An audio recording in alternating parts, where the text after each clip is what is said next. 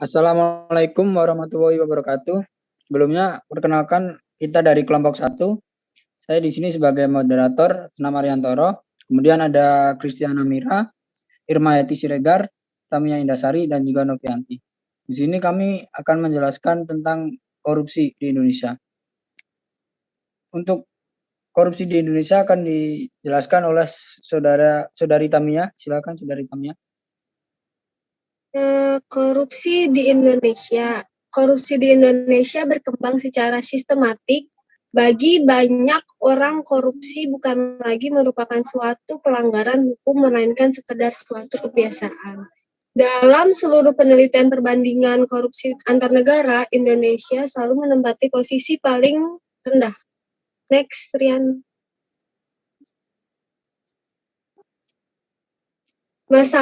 Masalah tentang korupsi di Indonesia. Korupsi atau rasuah, bahasa latinnya corruption, dari kata kerja korupter yang bermakna busuk, rusak, menggoyahkan, memutarbalik, dan menyogok adalah tindakan pejabat publik, baik politisi maupun pegawai negeri, serta pihak lain yang terlibat dalam tindakan itu yang secara tidak wajar dan tidak ilegal menyalahgunakan kepercayaan publik yang dikuasakan kepada mereka untuk mendapatkan keuntungan sepihak. Terima kasih saudari Tamia. Kemudian untuk pengidentifikasi masalah korupsi akan dijelaskan oleh Tia. Silakan saudari Tia. Mengidentifikasi masalah korupsi di Indonesia: 1. Perbuatan melawan hukum. 2. Memperkaya diri sendiri, orang lain, atau korporasi. 3. Merugikan keuangan negara atau perekonomian negara. Jenis tindakan pidana korupsi diantaranya: 1. Memberi atau menerima hadiah atau janjian, bisa dibilang penyuapan. 2. Penggelapan dalam jabatan. 3. Pemerasan dalam jabatan. 4. Ikut serta dalam pengadaan atau bagi pegawai negeri penyelenggara negara. 5. Menerima gratifikasi bagi pegawai negeri penyelenggaraan negara. Data korupsi menurut Undang-Undang 1. Undang-Undang Nomor 31 Tahun 1999 tentang Pemberantasan Korupsi.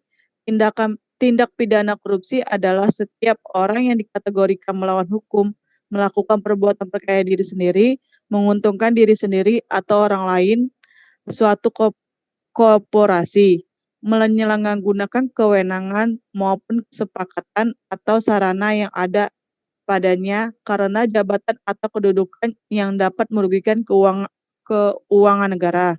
Kedua, Undang-Undang Nomor 20 Tahun 2001 adalah tindakan melawan hukum dengan maksud memperkaya diri sendiri, orang lain atau korupsi yang berakibat merugikan negara.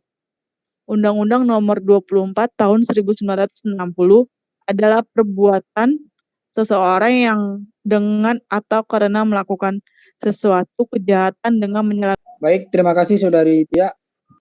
Kemudian untuk cara menyelesaikan korupsi di Indonesia akan dibacakan oleh saudari Novi. Silakan saudari Novi. Bagaimana cara menyelesaikan korupsi di Indonesia? 1. Membangun supremasi hukum dengan kuat. Saat hukum nggak sanggup lagi menegakkan sendi-sendi keadilan, maka runtuhlah kepercayaan publik pada institusi ini. Ketidakjelasan kinerja para pelaku hukum akan memberi ruang pada tipikor buat berkembang dengan luasa, makanya sangat perlu dilakukan membangun supremasi hukum yang kuat. Nggak ada manusia yang kebal hukum dan penegakan hukum nggak tebang pilih dan mengadili.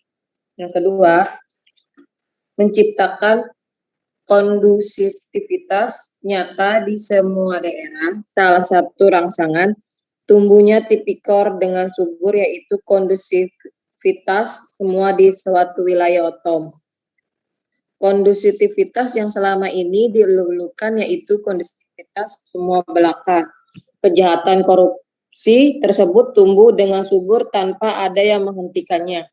Di mana suatu otonomi daerah semestinya dikatakan kondusif, yaitu daerah yang terbebas dari penyakit tipikor, bersih, penyelewangan, dan nggak ada lagi tindakan kejahatan yang merugikan bangsa dan negara. Yang ketiga, menciptakan pendidikan anti korupsi. Upaya pemberantasan korupsi melalui pendidikan harus dilaksanakan karena nggak bisa dipungkiri kalau pendidikan merupakan wahana yang sangat strategis buat membina generasi muda supaya menanamkan nilai-nilai kehidupan termasuk anti korupsi. Yang keempat, membangun pendidikan moral dari kecil.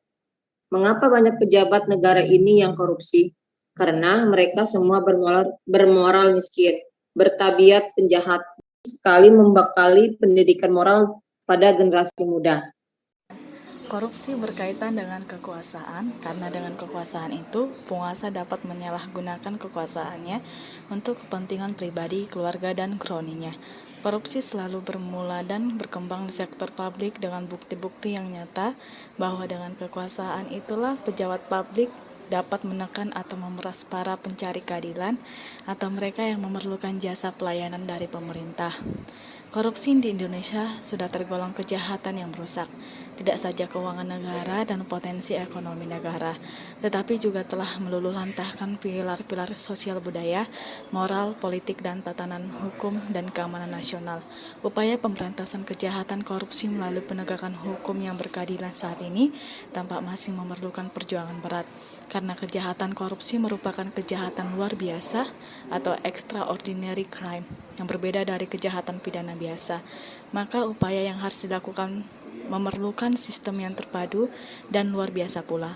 Sebagai kejahatan luar biasa, atau extraordinary crime, pemberantasan korupsi memerlukan kemauan politik luar biasa sehingga presiden sebagai kepala negara menjadi figur penting dalam menggerakkan dan mengordinasikan peran polisi, jaksa pengadilan, dan KPK menjadi kekuatan dahsyat sehingga praktek KKN seperti penyogokan, pengelembungan harga, gratifikasi, dan penyalahgunaan kewenangan lainnya dilakukan oknum aparat PNS atau pejabat negara, baik di tingkat pusat maupun daerah, dapat dipersempit ruang geraknya melalui cara-cara penegakan luar biasa dan terpadu.